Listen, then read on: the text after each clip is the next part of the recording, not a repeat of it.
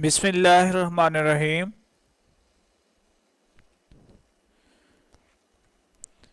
Grade 9 subject physics, unit number 3 dynamics. आज का जो हमारा यूनिट है डायनामिक्स है, जिसमें हम न्यूटन्स के लॉज के बारे में पढ़ेंगे, फोर्स, इनर्शिया, मोमेंटम के बारे में हम डिस्कस करेंगे। न्यूटन्स ने कंसेप्ट दिया था, न्यूटन्स के 3 लॉज हैं जिसके बारे में हम ब्रीफली डिस्कस करते हैं आज के टॉपिक के अंदर।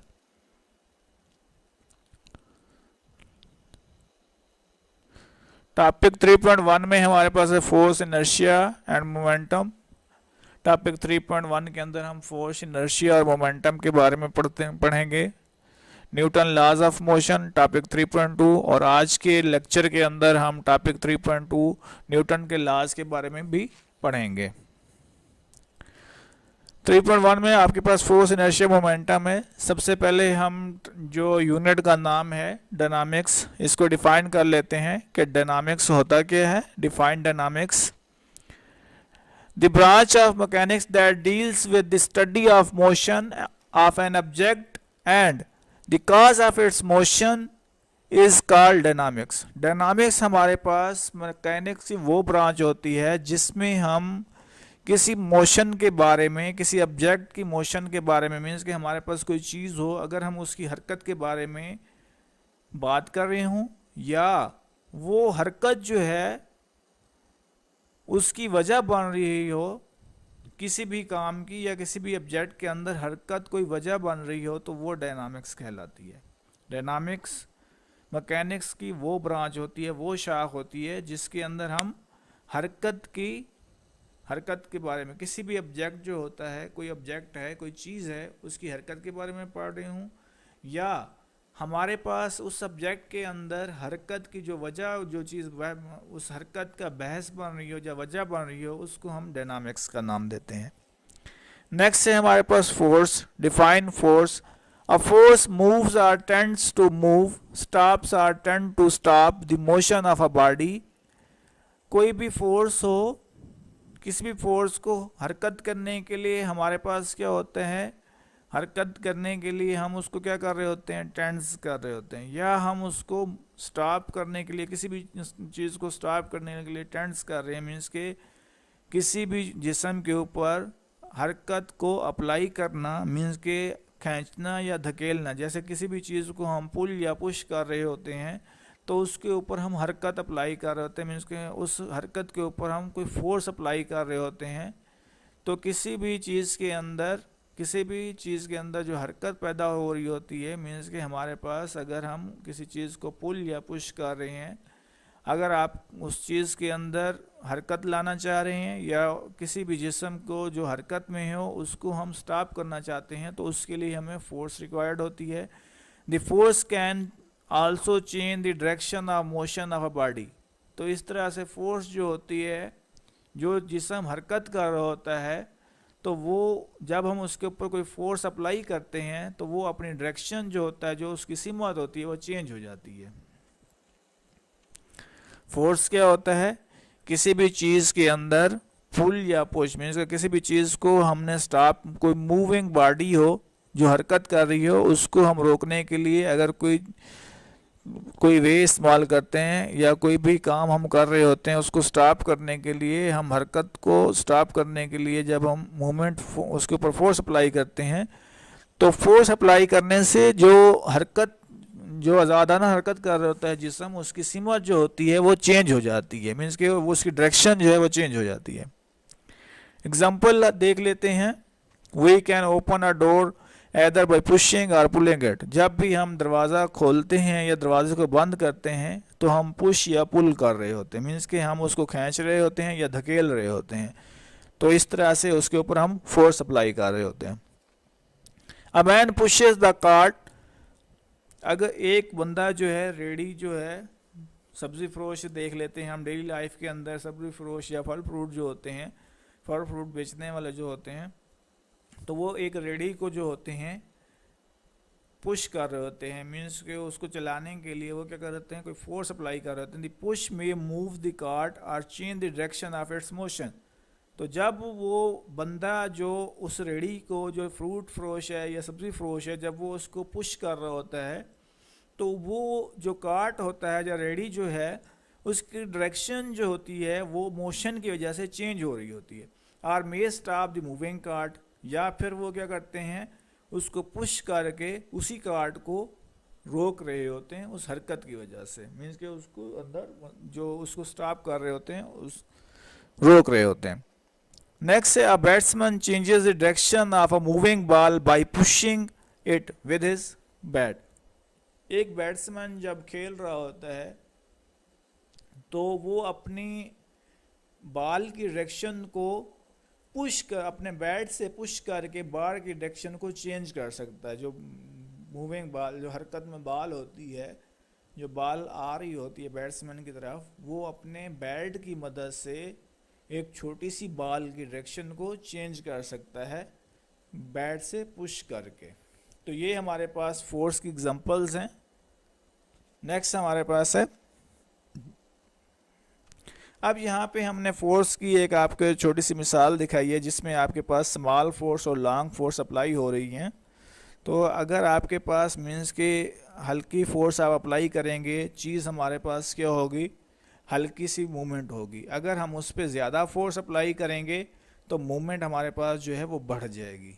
मीन्स के आपके पास जो फोर्स है वो डायरेक्टली प्रोपोर्शनल है आपके एक्सेलरेशन के। मीन्स कि आप जितना एक्सेलरेट करेंगे डायरेक्टली प्रोपोर्शनल। अगर एक चीज़ को आप कम कर रहे होंगे तो दूसरी कम हो रही होगी, अगर एक चीज़ को आप ज़्यादा कर रहे होंगे तो दूसरी ऑटोमेटिकली ज़्यादा होगी। तो यहाँ पे फोर्स और एक्सेलरेशन एक दूसरे के डायरेक्टली प्रोपोर्शनल है। अगर आप एक्सेलरेशन बढ़ाते हैं फोर्स बढ़ जाएगी, अगर आप फोर्स को कम कर रहे हैं एक्सेलरेशन भी कम हो रहा होगा आपका, क्योंकि ये दोनों चीज़ें जो है डायरेक्टली प्रोपोर्शन है। तो यहाँ पे हमने आपको बिग और स्मॉल फोर्स दिखाई है जो अप्लाई कर रहे हैं हम बॉल के ऊपर।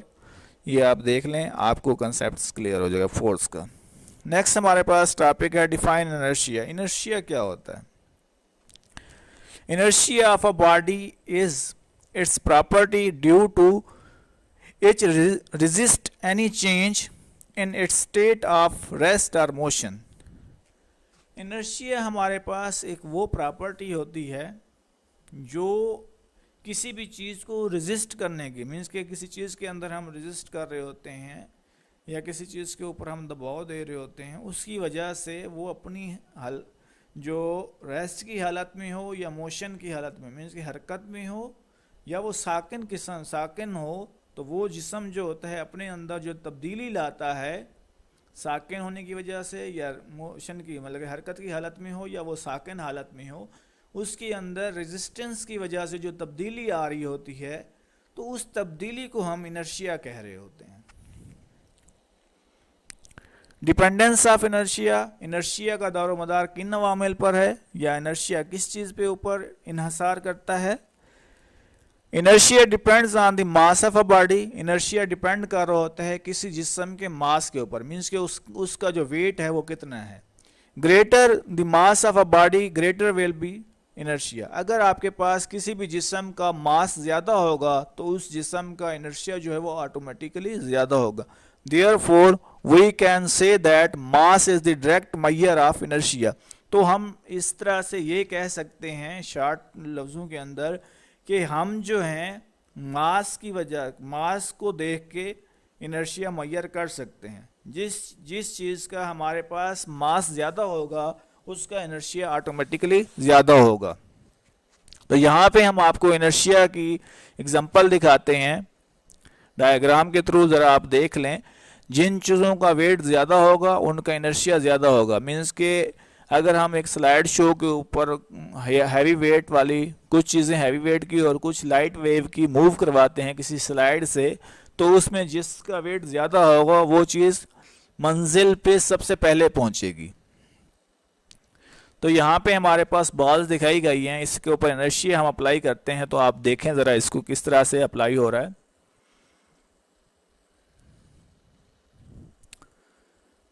अब यहाँ पे हमारे पास 4 बॉडीज हमने ली हुई हैं। इन 4 बॉडीज में सबसे ज़्यादा वेट जिस चीज़ का है वो सबसे ज़्यादा अपनी जो पोजीशन है, ओरिजिनल पोजीशन जो स्टॉप रखा गया है, तो वो सबसे पहले उसको तय कर रहा है, अबूर कर रहा है। मतलब कि जो हमारे पास जिनका वेट कम है, जिनके मास कम है, तो उनका इनर्शिया भी जो है वो क्या है, कम है। ऐसे ही जिसम जिनका वजन कम है, तो उनका इनर्शिया भी क्या है, कम है। नेक्स्ट हमारे पास है व्हाट इज मोमेंटम। मोमेंटम क्या होता है, डेफिनेशन देख लेते हैं। Momentum of a body is the quantity of motion it possesses due to its mass and velocity.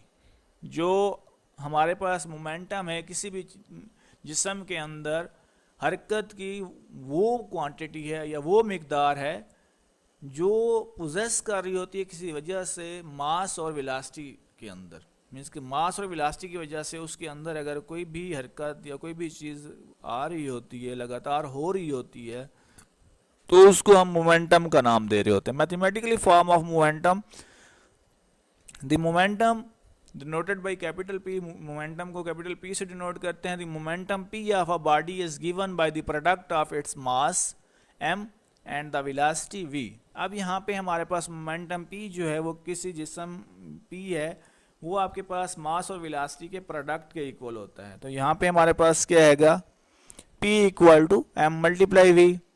Quantity कौन सी है, मोमेंटम। अब हमारे पास कौन सी क्वांटिटी है, momentum is a vector quantity. Momentum जो है हमारे पास वेक्टर क्वांटिटी है। Unit system international unit of momentum is kilogram metre second inverse. 1 kilogram metre second inverse square जो है वो इक्वल होता है हमारे पास न्यूटन, 1 न्यूटन के। अब यहाँ पे हमारे पास kilogram metre second inverse square जो है वो न्यूटन सेकंड के इक्वल है। नेक्स्ट है हमारे पास मोमेंटम। यहाँ पे आपके पास मोमेंटम की डायग्राम दिखाई गई है। तो इसमें हमने मोमेंटम की डेफिनेशन की थी कि आपके पास मोमेंटम जो होता है किसी भी जिस्म के अंदर वो तब पोजेस करता है जब उसके अंदर मास और वेलोसिटी दोनों वजह जो बनती है उसकी मास और वेलोसिटी बनती है। अब यहाँ पे हमारे पास वेट दिखाए गए हैं, आपके पास वेटेज दिखाए गए हैं जिसमें आपके पास हरकत या मोशन प्रोड्यूस हो रही है। तो यहाँ पे इसके अंदर मास भी अप्लाई हो रहा है और वेलोसिटी भी अप्लाई हो रही है। जो आपके पास जब साकिन हालत के अंदर वेट आ रहा है तो उसकी इनिशियल वेलोसिटी जो है वो ज़ीरो है। जब वो मोमेंटम में आता है, मीन्स के जिस पॉइंट से वो एक्सट्रीम और मीन पोजीशन पे आ रहा है, तो जो उसकी एक्सट्रीम पोजीशन है तो वो उसकी फाइनल वेलोसिटी यहाँ पे है। तो इसका वेट की वजह से इसके अंदर जो मूवमेंट है तो इसको हम मोमेंटम का नाम देते हैं। सेकेंड टॉपिक है हमारे पास Newton's laws of motion. Newton's के कवानीन के बारे में पढ़ते हैं। मोशन के बारे में, हरकत के बारे में जो न्यूटन ने कवानीन पेश की हैं उनको हम डिस्कस कर देते हैं। सबसे पहले इनके शॉर्ट क्वेश्चन देख लेते हैं। State Newton first law of motion. Statement of the first law of motion, a body continues it's state of rest of a uniform motion in straight line provide no net force act on it। किसी भी जिस्म के ऊपर लगातार वो साकिन हालत में हो या उसके अंदर यूनिफॉर्म हरकत पाई जा रही, यूनिफॉर्म मोशन पाई जाती हो किसी भी स्ट्रेट लाइन के अंदर, और लेकिन वो अपनी कोई नेट फोर्स मीन्स के जो उसकी रिजल्टेंट फोर्स या नेट फोर्स मीन्स के जो पूरी फोर्स अप्लाई हो रही होती है वो उसको प्रोवाइड नहीं करता, तो इसको ये हमारे पास Newton first law of motion कहलाता है।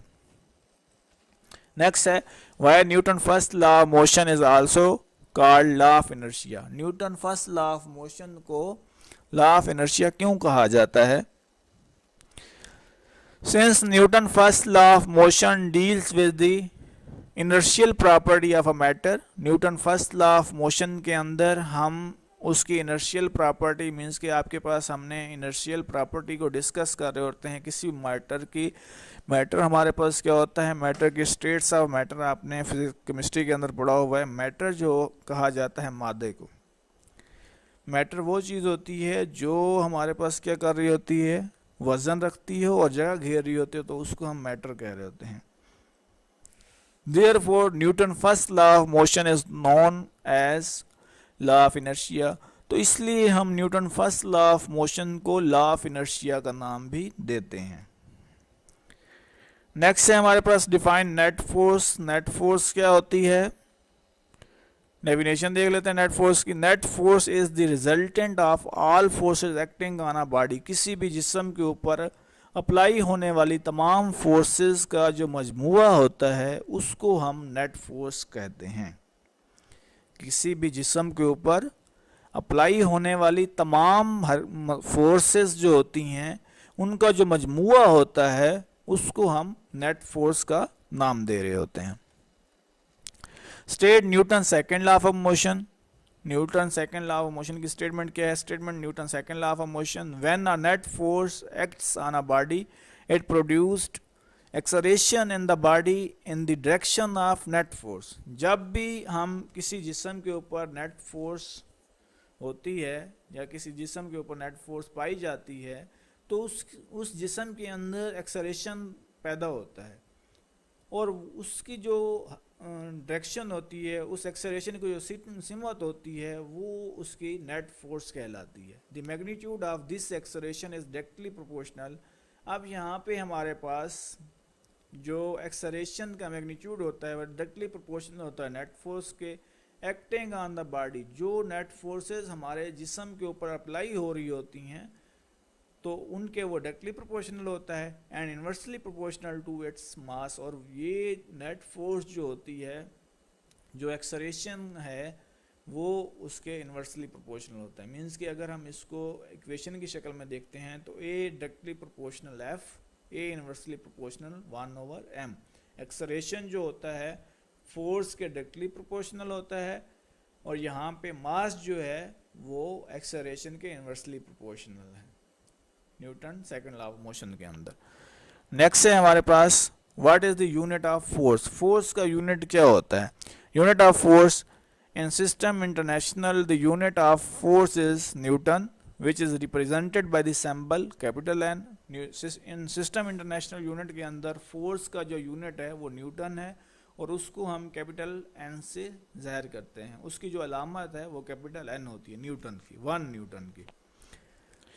न्यूटन की डेफिनेशन है 1 Newton is that force which produce an acceleration of 1 metre second inverse square in a body of mass 1 kg। 1 Newton वो फोर्स होती है जो किसी भी जिस्म के ऊपर हम अप्लाई करते हैं या जो किसी भी जिस्म के ऊपर अप्लाई करने से 1 metre second inverse square acceleration पैदा हो और उस बॉडी के अंदर उस जिस्म का जो वेट हो, जो मास हो, वो क्या हो, 1 किलोग्राम हो और उसकी 1 किलोग्राम के ऊपर 1 metre second inverse square acceleration apply हो रहा हो, उससे पैदा होने वाली फोर्स जो होती है वो 1 न्यूटन कहलाती है। The unit of force can also written as 1 newton equal to 1 kilogram multiply metre second inverse square. 1 newton जो होता है वो 1 kilogram metre second inverse square के इक्वल होता है। तो 1 newton equal to 1 kilogram metre second inverse square. Next है हमारे पास state the Newton third law of motion. Statement Newton third law of motion, the every action there is always a reaction. हर action का reaction होता है, हर action का एक अपना रिएक्शन होता है which is equal in magnitude. वो क्या होता है, अपनी मैग्नीट्यूड के इक्वल होता है, बट अपोजिट एंड डायरेक्शन।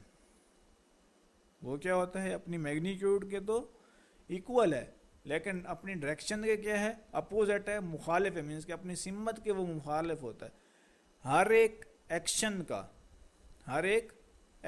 का अपना हमेशा एक रिएक्शन होता है। कोई भी हम मतलब काम कर रहे होते हैं तो उस काम के अगेंस्ट हमारा एक रिएक्शन होता है।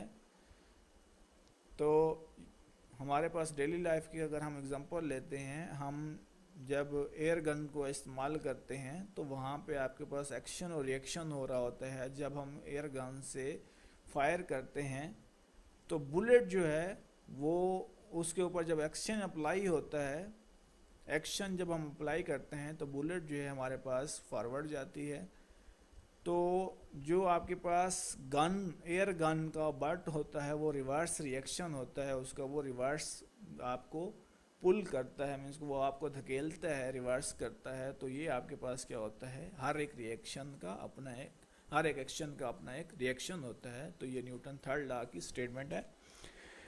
नेक्स्ट है if a moving body has no acceleration, एक हमारे पास ऐसा जिस्म जिसके अंदर हरकत हो लेकिन उसके अंदर एक्सेलरेशन अप्लाई ना हो, that does it mean that no force is acting on it, क्या इसका मतलब ये है कि इसके ऊपर कोई भी फोर्स अप्लाई नहीं हो रही? According to Newton second law of motion we have, Newton second law of motion के मुताबिक हमारे पास फार्मूला है F इक्वल टू ma। अब यहाँ पे हम कह रहे हैं कि एक्सेलरेशन जीरो है, तो हम जब एक्सेलरेशन को जीरो पुट करते हैं, when acceleration a equal to zero we get F equal to m multiply zero. तो यहाँ पे हमने a एक्सेलरेशन जीरो पुट किया है, तो m को हम मल्टीप्लाई जीरो करवाएंगे, F equal to zero, m को जब जीरो से मल्टीप्लाई करवाएंगे तो जीरो आ जाएगा। Thus, when acceleration is zero, then the net force acting on the body is zero. तो यहाँ पे हम ये कह सकते हैं जब हमारे पास एक्सेलरेशन जीरो होता है तो उस जिस्म के ऊपर अप्लाई होने वाली जो फोर्स है वो भी क्या होगी, जीरो होगी। But it does not mean that no force is acting on the body, तो इसका हरगिज मतलब ये नहीं है कि उस जिस्म के ऊपर कोई फोर्स हम अप्लाई नहीं कर रहे। When body is in motion, जब हमारे पास कोई भी जिस्म मोशन में हो या हरकत में हो, some forces be acting on the body, कुछ फोर्सेस जो होती हैं उस जिस्म के ऊपर एक्ट कर रही होती हैं, अप्लाई हो रही होती हैं। But in case of zero acceleration होने की वजह में या ऐसी हालत में जब एक्सेलरेशन जीरो हो, नेट फोर्स या रिजल्टेंट शुड बी जीरो, तो आपके पास रिजल्टेंट या नेट फोर्स जो होगी वो क्या हो जाएगी, जीरो होगी। लॉन्ग क्वेश्चन देख लेते हैं न्यूटन लॉज ऑफ मोशन से रिलेटेड जो है हमारे पास। State and explain first law of motion. Statement हमारे पास क्या है, a body continues at state of rest और of uniform motion in a straight line provide no net force acts on it. किसी भी जिस्म के ऊपर लगातार अप्लाई होने वाली रेस्ट की हालत में या यूनिफॉर्म मोशन में एक स्ट्रेट लाइन के ऊपर अप्लाई की जाने वाली फोर्स जो कि आपके पास क्या होती है, उसका नेट फोर्स जो होती है वो उसके ऊपर जो नेट फोर्स है एक स्ट्रेट लाइन के ऊपर वो प्रोवाइड नहीं की जाती, तो वो आपके पास Newton first law of motion कहलाता है। एक्सप्लेनेशन फॉर रेस्ट, जब रेस्ट की हालत में होते हैं कोई भी बॉडीज़ या कोई भी हमारे पास जो ऑब्जेक्ट्स हैं, तो उसके ऊपर आपके पास Newton first law of motion जो है वो किस तरह से होता है। Newton first law of motion deals with body which are either at rest or moving with uniform speed in a straight line. Newton first law of motion जो होता है मुख्तलिफ अजसाम के साथ इस तरह से डील करता है जब वो रेस्ट की हालत में हो या यूनिफॉर्म स्पीड से एक स्ट्रेट लाइन में मूव कर रहे हो। According to Newton first law of motion, a body at rest remain at rest provide no net force acts on it. Newton first law of motion के मुताबिक एक जिस्म जब रेस्ट की हालत में हो, साकिन हो, तो वो हमेशा जो होता है साकिन होता है, वो कोई भी नेट फोर्स प्रोवाइड नहीं कर रहा होता।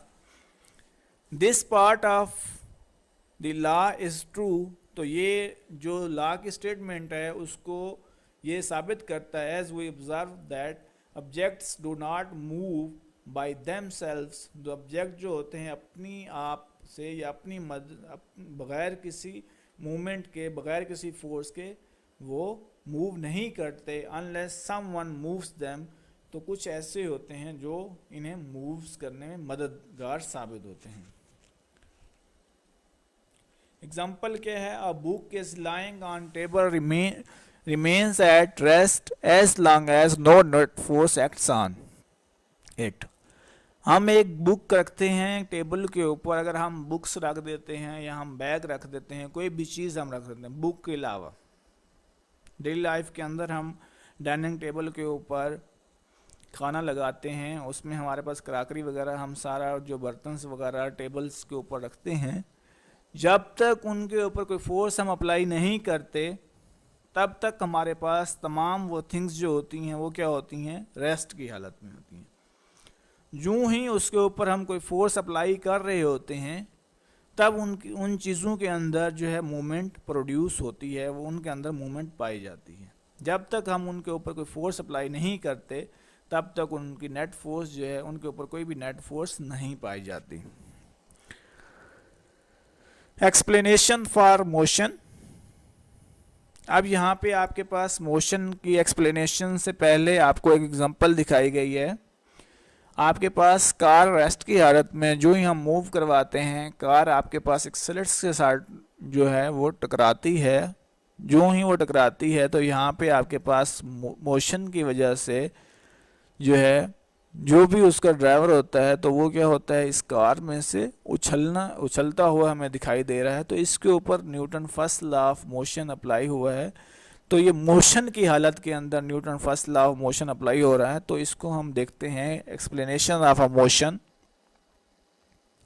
Similarly a moving objects does not stop moving bye it's. जो हरकत में ऑब्जेक्ट्स होते हैं तो वो अपने आप की मूविंग को स्टॉप नहीं करते। A ball rolled on the rough ground stops earlier than but rolled on the smooth ground. अगर एक बाल को हम एक रफ ग्राउंड में और एक स्मूथ ग्राउंड के अंदर, दोनों के अंदर देखें तो हमारे पास जो होता है, जो रफ ग्राउंड होता है तो उसमें बाल्स को स्टॉप्स करना जो है ज़्यादा अर्लियर, मतलब कि हम उसको स्टॉप्स करा सकते हैं किसके मुकाबले में, स्मूथ ग्राउंड के मुकाबले में।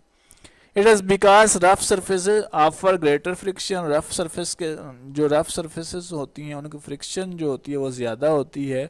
If there would be no force to oppose the motion of a body by then the moving body with never stops। तो इसलिए उनके अंदर मोशन, उसके अंदर किसी भी चीज़ के खिलाफ मज़ाहमत करने की ताकत नहीं होती इस शाम के अंदर। तो इसलिए वो शाम जो होते हैं वो आसानी से क्या हो जाते हैं, रुक जाते हैं। Example, when its engine of a car moving with uniform velocity turned off, it stops gradually because a net force of friction is acting in the opposite direction causes to stop it। तो यहाँ पे एक moving car है जिसका engine आपके पास uniform velocity से काम कर रहा होता है। अगर अचानक से हमारे पास एक स्टॉप आ जाता है तो उसमें नेट फोर्स जो होती है फ्रिक्शन के ऊपर अप्लाई हो जाती है और वो अपोजिट डायरेक्शन के अंदर उस चीज़ को स्टॉप करने में हमारी मदद दे रहा होता है, उसको चीज़ को रोकने में हमारी हेल्प आउट कर रहा होता है। Law of inertia. Since Newton's first law of motion deals with the inertial property of a matter, therefore Newton's first law of motion is also known as law of inertia। Newton first law of motion जो होता है उसके अंदर inertial property होने की वजह से हम उसको Newton first law of motion को न्यूटन लॉ ऑफ इनर्शिया भी कहते हैं। Example, we have observed that the passengers standing in the bus fall forward when its driver applies brake suddenly। अगर हम बस के अंदर ट्रैवल कर रहे होते हैं तो ड्राइवर अगर अचानक से ब्रेक लगाता है तो तमाम जो पैसेंजर्स होते हैं उनका झुकाव जो होता है वो ड्राइवर की तरफ होता है। अचानक मीन्स के अचानक ब्रेक अप्लाई करने से तमाम जो पैसेंजर्स होते हैं वो फॉरवर्ड जो होते हैं, उनका झुकाव जो होता है फॉरवर्ड होता है।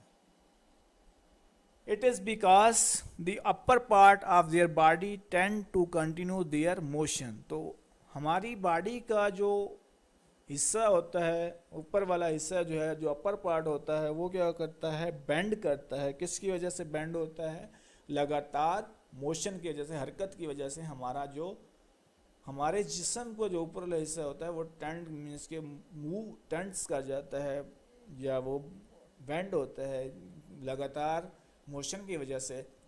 While lower part of their body is contact with the bus stop with it. तो इस तरह से जो हमारा लोअर पार्ट होता है वो कंटेक्ट करता है, मीन्स उसका राब्ता होता है किसके साथ, मुख्तलिफ अजसाम के साथ, स्टॉप्स के साथ, हैं दे फॉल फॉरवर्ड। तो इसलिए इसकी वजह से हम फॉरवर्ड गिरते हैं, मीन्स के ब्रेक अप्लाई होने पे हम ड्राइवर की तरफ या फॉरवर्ड हम झुक रहे होते हैं। नेक्स्ट इसमें हमारे पास है net force. Net force is the resultant force of all the forces acting on the body. किसी भी जिस्म के ऊपर अप्लाई होने वाली तमाम फोर्सेज जो होती हैं, वो तमाम फोर्सेज जो रिजल्टेंट फोर्सेज होती हैं, तो वो उसकी नेट फोर्स कहला रही होती हैं Newton first law of motion के अंदर। क्वेश्चन नंबर 2 है, लॉन्ग क्वेश्चन नंबर 2 है आपके पास, state and explain Newton second law of motion. हमने Newton second law of motion की स्टेटमेंट लिखनी है और उसकी एक्सप्लेनेशन करनी है। Statement of Newton second law of motion, when a net force acts on a body it produces acceleration in the body in the direction of the net force। जब भी किसी जिस्म के ऊपर हम एक नेट फोर्स अप्लाई कर रहा रहते हैं तो उसके अंदर एक्सेलरेशन पैदा हो रहा है, और उस जिस्म के अंदर जो उसकी डायरेक्शन की वजह से उसके अंदर नेट फोर्स होती है, the magnitude of this acceleration is directly proportional to the force. तो यहाँ पे एक्सेलरेशन जो होता है मैग्नीट्यूड के डायरेक्टली प्रोपोर्शनल होता है, acting on the body and inversely proportional to the its mass. तो इस तरह से एक्सेलरेशन जो होता है डायरेक्टली प्रोपोर्शनल है फोर्स के और इनवर्सली प्रोपोर्शनल होता है मास के। अब यहाँ पे डायग्राम दिखाई गई है जिसमें हम देख रहे हैं कि किस तरह से नेट फोर्स अप्लाई करते हैं। तो उस बॉडी की जो नेट फोर्स, अगर हम यहाँ पे देखें, जब हम स्लोली हिट करते हैं तो जो हमारे पास बॉल है तो वो अपनी कंप्लीट उस पर नहीं जा रही। जो ही हम फोर्स ज़्यादा अप्लाई कर रहे होते हैं, जहाँ तक हम किसी भी ऑब्जेक्ट को पहुँचाना चाह रहे होते हैं तो वो वहाँ तक पहुँच रहा होता है। मीन्स कि अगर हम फोर्स बढ़ाएंगे, किसी भी चीज़ का वेट अगर कम होगा, इन्वर्सली प्रोपोर्शनल जब हम अप्लाई कर रहे हैं, अगर हम डायरेक्टली प्रोपोर्शन की बात करते हैं, ए डायरेक्टली प्रोपोर्शन एफ, अगर आपके पास एक्सेलरेशन डायरेक्टली प्रोपोर्शनल फोर्स के है, जितना ज़्यादा फोर्स हम लगाएंगे एक्सेलरेशन उतना बढ़ेगा, अगर फोर्स हम कम करेंगे एक्सेलरेशन भी कम होगा। अब यहाँ पे इस डायग्राम के अंदर यही चीज़ शो की गई है, अगर हम एक्सेलरेशन फोर्स अप्लाई ज़्यादा फोर्स अप्लाई करते हैं तो एक्सेलरेशन ग्रेजुएट करता है, मीन्स कि बढ़ता है। अगर हम एक्सेलरेशन कम करते हैं तो आपके पास फोर्स अगर हम कम अप्लाई कर रहे होते हैं तो एक्सेलरेशन कम होता है।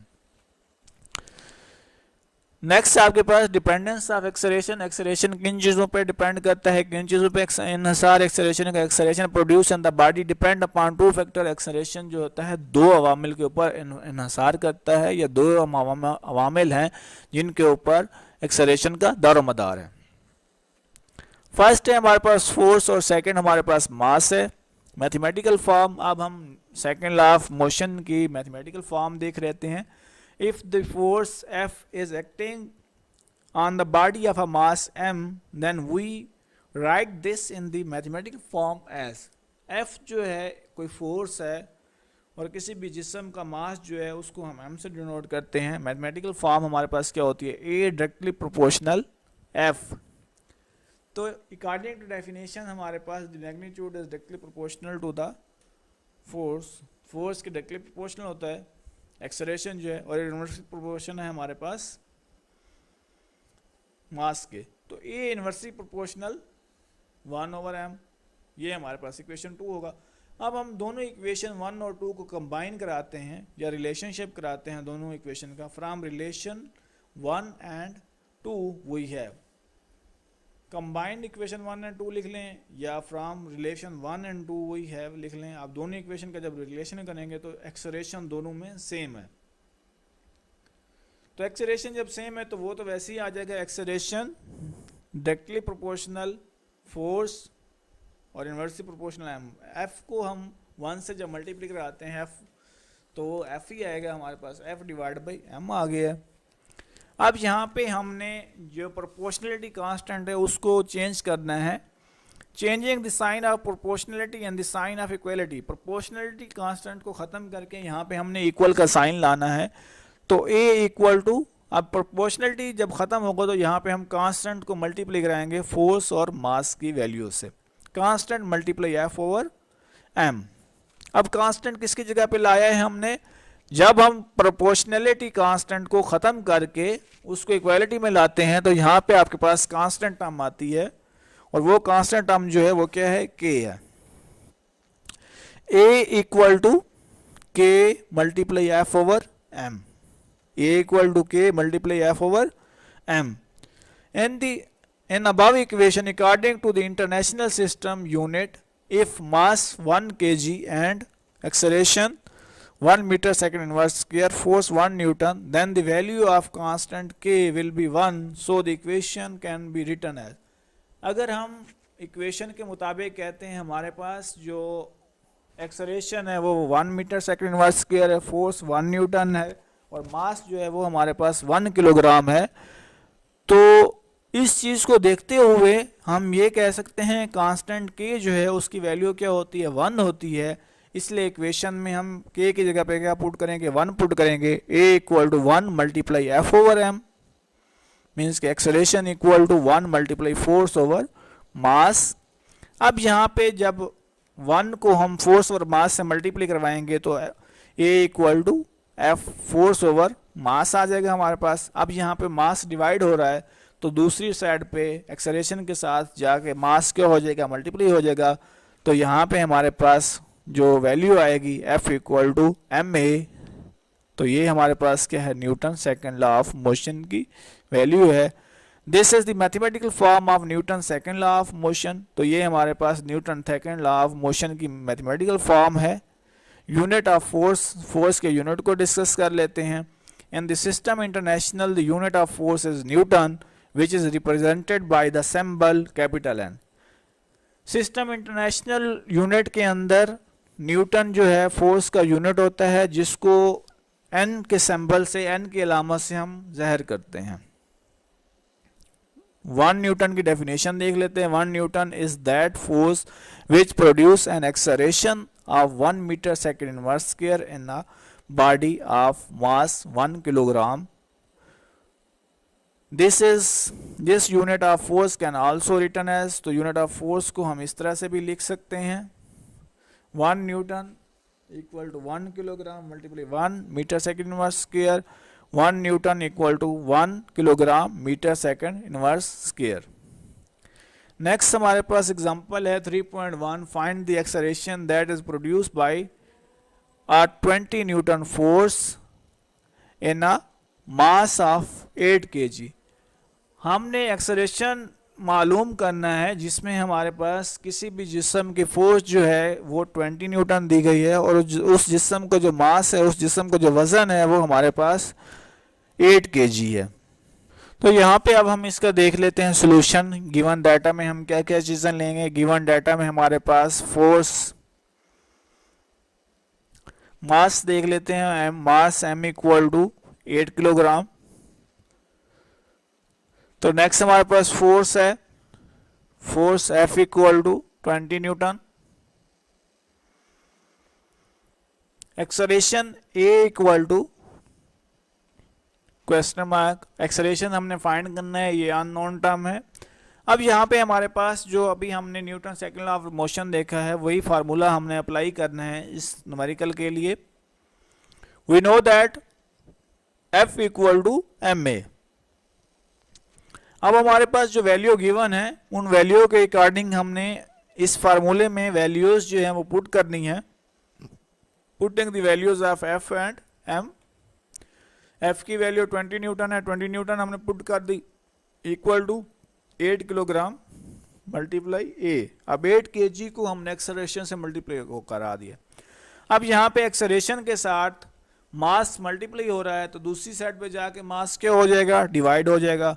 तो acceleration equal to 20 divide by 8 kilogram, 20 newton divide by 8 gram आ जाएगा। Acceleration equal to 20 newton divide by 8 gram. अब 1 न्यूटन अभी हमने यूनिट देखा था, 1 न्यूटन किसके इक्वल है हमारे पास, 1 kilogram metre second inverse square के। तो A equal to, we know that 1 newton equal to 1 kilogram metre second inverse square. A equal to, अब 1 न्यूटन की जगह पे हमने ये वैल्यू पुट करनी है। ये जो हमारे पास वैल्यू आ रही है जो 1 kilogram metre second inverse square है, ये वैल्यू हम पुट करेंगे न्यूटन की जगह पे। A equal to 20 kilogram metre second inverse square divide by 8 kg। यहाँ पे किलोग्राम किलोग्राम से कैंसिल हो जाएगा। 8 और 20 की जब हम कटिंग करवाएंगे तो हमारे पास आ जाएगा 2.5। किलोग्राम किलोग्राम से कैंसिल हो गया तो एक्सेलरेशन का unit metre second inverse square होता है। तो A equal to 2.5 metre second inverse square. तो यहाँ पे हमारे पास एक्सेलरेशन आ गया है किसी भी जिस्म का, वो जो क्या है 2.5 metre second inverse square. Next है हमारे पास differentiate between mass and weight. Mass और वेट के दरमियान में फ़र्क करना है, हमने डिफरेंशिएट करना है mass weight. Mass of a body is the quantity of a matter possessed by the body। मास भी किसी जिस्म की, किसी भी मादे की वो क्वांटिटी होती है जो जिस्म को बार बार, जो जिस्म के अंदर possessed करा रही होती है, तो वो क्या होती है, मास कहलाता है। The weight of a body is equal to the force with which earth attracted। Weight जो होता है किसी भी जिस्म के अंदर, वो होता है किसी भी जिस्म के अंदर वेट, हम उसको कहते हैं जो फोर्स जो होती है अर्थ की तरफ किसी भी जिस्म को अट्रैक्ट कर रही होती है, तो वो उस जिस्म का वेट कहलाता है। मीन्स के अट्रैक्शन हो अगर अर्थ की तरफ से किसी भी जिस्म की, तो वो क्या कहलाता है, वेट कहलाता है। सेकंड पॉइंट है हमारे पास mass, it is a scalar quantity. Weight, it is a vector quantity and is toward the center of earth। ये हमारे पास जब हमने इसकी पहले ही डेफिनेशन देखी है वेट की, तो उसमें कहा गया था किसी भी जिस्म को अर्थ की तरफ जो अट्रैक्ट हो, उसके अंदर अगर अट्रैक्शन होती है, अर्थ अट्रैक्ट करती है, तो वो वेट कहलाता है। तो वेट जो है वो वेक्टर क्वांटिटी है, और इसमें कहा गया toward the centre of earth. तो मीन्स के ये हमेशा वेट, जिन चीज़ों, जो चीज़ वेट वाली होती हैं वो अर्थ की तरफ हमेशा क्या होंगी, अट्रैक्ट होंगी। उनका सेंटर आपके पास क्या है, toward the centre of earth. Means कि वो हमेशा अर्थ की तरफ मूव होंगी, ज़रूर ही आपके पास उनकी डायरेक्शन जो होंगी, वेट जहाँ से भी आप ड्रा करेंगे, जहाँ से भी आप वेट को छोड़ेंगे, तो वो आपके पास अर्थ की तरफ जो है वो अट्रैक्ट होगा या मूव करेगा, क्योंकि toward the centre of earth हम कह रहे हैं। तीसरा पॉइंट है हमारे पास मेजर्ड बाय फिजिकल बैलेंस। मास को फिजिकल बैलेंस से हम मेजर करते हैं। किसी भी चीज़ की जो मेजरमेंट होती है, मास को मेजर करने के लिए फिजिकल बैलेंस का इस्तेमाल होता है, और वेट को मेजर करने के लिए हम स्प्रिंग बैलेंस इस्तेमाल करते हैं। It is measured by spring balance. Next है आपके पास it remains same everywhere and does not change with change of place. जो मास होता है वो हमेशा जो होता है सेम रहता है, अगर आपके पास जगह हम चेंज भी करा लेते हैं, मास के अंदर कोई भी चेंज नहीं आता। Weight, it does not remain same all at places and varies with the value of g. अब वेट जो होता है हर जगह पे सेम नहीं होता। अर्थ के ऊपर वेट अलग होगा, अगर हम इसी तरह से मून की बात करते हैं तो मून के ऊपर वेट अलग होगा, क्योंकि जी जो है इसकी वैल्यू अर्थ के ऊपर हमारे पास अलग है, और जी के ऊपर आपके पास वैल्यू जो है अलग है। मीन्स के डाउनवर्ड जी की वैल्यू मुख्तलिफ है और अपवर्ड मुख्तलिफ है। इसी तरह से अगर हम अर्थ और मून की बात करते हैं तो जी की वैल्यू अर्थ और मून के ऊपर भी अलग है। जी की वैल्यू जो अर्थ के ऊपर है वो हमारे पास 9.8 मीटर सेकेंड इनवर्स स्क्वायर है, और मून के ऊपर जो जी की वैल्यू है वो हमारे पास क्या है 1.6 मीटर सेकेंड इनवर्स स्क्वायर है। तो यहाँ पे हमारे पास नेक्स्ट जो है, नेक्स्ट पॉइंट है unit of the mass is kilogram. Mass का यूनिट जो है वो किलोग्राम है। Unit of the weight is newton. जो वेट का यूनिट है वो क्या है, न्यूटन है, और उसको हम कैपिटल एन से डिनोट करते हैं। It is a base quantity. Mass base quantity है, और वेट जो है वो क्या है, ड्राइव्ड क्वांटिटी है। It is a derived quantity. It can be calculated by using the formula F equal to ma। Mass को कैलकुलेट करने के लिए हम second Newton law of motion का फार्मूला अप्लाई करते हैं, और वेट को हम मेजर करने के लिए, कैलकुलेट करने के लिए W is equal to mg apply करते हैं। It can be calculated by using the formula W equal to mg। तो ये हमारे पास डिफरेंशिएट था मास और वेट के दरमियान फ़र्क। नेक्स्ट हमारे पास है Newton, state and explain the Newton third law of motion. Newton third law of motion की स्टेटमेंट लिखनी है और उसको हमने एक्सप्लेन करना है, मीन्स उसकी हमने वजह।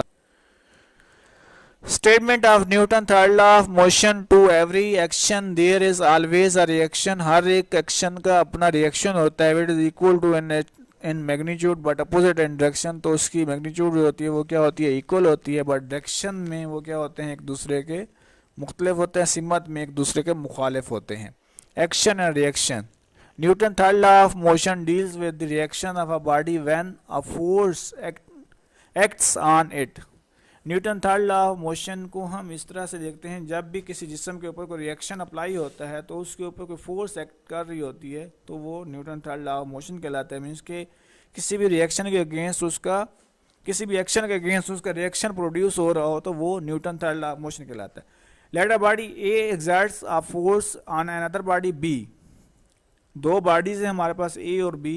ए जो जिस्म है उससे फोर्स एक्सर्ट करती है दूसरे जिस्म बी के लिए। The body B reacts against this force and exerts the force on the body A. तो इसी तरह से जो बी है वो रिएक्ट्स करता है अगर रिटर्न में, और वो एग्जर्ट करता है हमारे पास जो जिस्म ए है उसके लिए कोई फोर्स वो एग्जर्ट कर रहा होता है। तो इस तरह से इन दोनों के दरमियान में एक्शन और रिएक्शन प्रोड्यूस हो रहे हैं। The force exerted by body A on B, जब ए बी के ऊपर एग्जर्ट कर आ रहा था force, is the action force, whereas the force exerted by the body B on A is called reaction force. जब A B के ऊपर फोर्स एग्जर्ट करा रहे हैं तो वो हमारे पास एक्शन फोर्स कहलाती है। इसी तरह से जब बी ए के ऊपर फोर्स एग्जर्ट करा रहा था तो वो उसका क्या होता है, रिएक्शन होता है। मीन्स कि वो उसका रद्द अमल होता है। हर अमल का एक रद्द अमल होता है, हर अमल का एक रिएक्शन होगा। जो भी काम हो रहा होता है उसका एक रिवर्स रिएक्शन हो रहा होता है, एक अमल हो रहा होता है। तो इस तरह से फोर्सेज जो होती हैं, ए जो है बी के ऊपर फोर्स एग्जर्ट करा रहा है तो वो एक्शन फोर्स कहला रही है। इसी तरह से बी ए के लिए, बी जिस्म जो है वो ए के लिए एग्जर्ट करता है तो वो आपके पास रिएक्शन फोर्स कहलाती है। Relation between action and reaction. हमारे पास यहाँ पे एक्शन और रिएक्शन के दरमियान क्या ताल्लुक होता है।